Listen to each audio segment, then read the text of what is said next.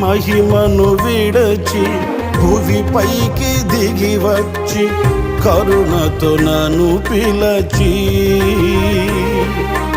సత్యమును బోధించి చీకటిని తొలగించి వెలుగుతో నింపితివి.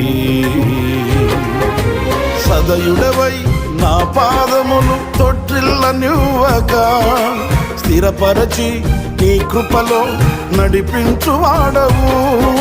సదయుడవై నా పాదములు తొట్టిల్లనివ్వగా స్థిరపరచి నీ కృపలో నడిపించువాడవు.